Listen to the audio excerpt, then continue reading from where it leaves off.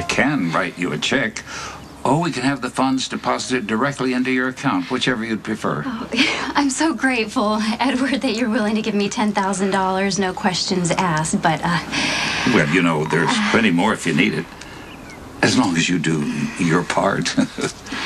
See, that's just it. Living in this house in exchange for a loan, and it is a loan, isn't gonna work. I just moved in with Nicholas. That's why I want you here. You've been very kind, Edward. I just don't understand how a loan freely given with no strings attached... No strings. somehow turned into you trying to run my life. You know something, my dear?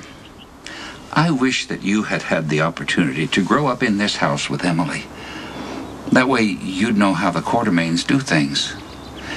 You see, I look at you as my granddaughter just as I looked at Emily. And I'm just as interested in your future as I was in hers. I want you to have a good, productive life, and I want you to be happy. And that will never happen with Nicholas Cassadine. With all due respect, Mr. Quartermaine, you don't know that. Oh, I do, my dear. I never wanted Emily to become involved with Nicholas in the first place. He's descended from a long line of inbred, murderous lunatics, and in the brief time she was with him, she was assaulted and terrorized. He was the reason she was in that godforsaken castle that night that she died. And our Emily gave up her life, literally, for the love of Nicholas Cassadine, and I will not allow you to do it. Since when is that your call to make?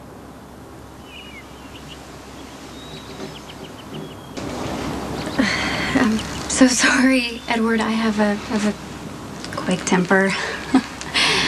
I'm sure Emily never yelled at you like that. Oh, on the contrary. Emily could shout down this entire family if the situation warranted. But, you know, it might be kind of nice to have this kind of spunk in this house once again. Oh. Well, my situation is different from Emily's. She fell in love with Nicholas when she was a teenager, and I'm an adult.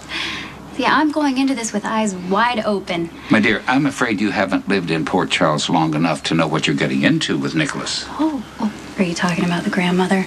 I'm not afraid of her. You should be. That whole family is unstable. Nicholas could snap like that in just a second. He has spent months wandering around that mausoleum mourning for the death of Emily.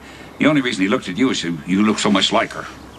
I understand that a part of Nicholas is always going to be in love with Emily, but he has feelings for me, too. He wouldn't have looked at you twice if you weren't her identical twin. Maybe that's true, Edward, but we deserve a chance to see if our relationship can go anywhere.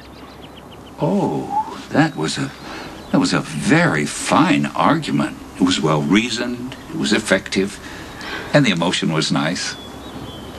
But if you want that $10,000, you're going to move into this house.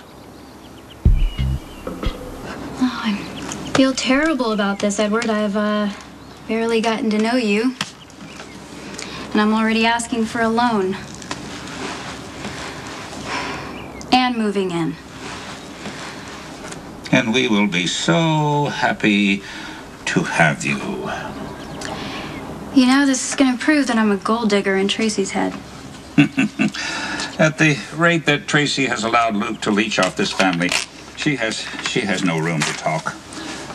But you're not like Luke. You're a lady of fine quality. You're passionate and you're sincere. And this is why you deserve better than Nicholas Cassadine. He has nothing left to give. He's still in mourning. He's moving on. He says he's going to let go. Oh, sure, that's what they all say. Listen, dear, my lovely wife, Lila, passed away 5 years ago yesterday.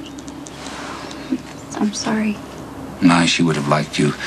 She always looked at the best in people, tried to get the finest out of them. I suppose I'll never really stop grieving for her. But in my own experience, I know that Nicholas is in no condition to fall in love with you or with anyone else. And I will not allow him to soothe his grief at your expense. Well, I really appreciate your concern, Edward. We'll expect you and your luggage tomorrow afternoon.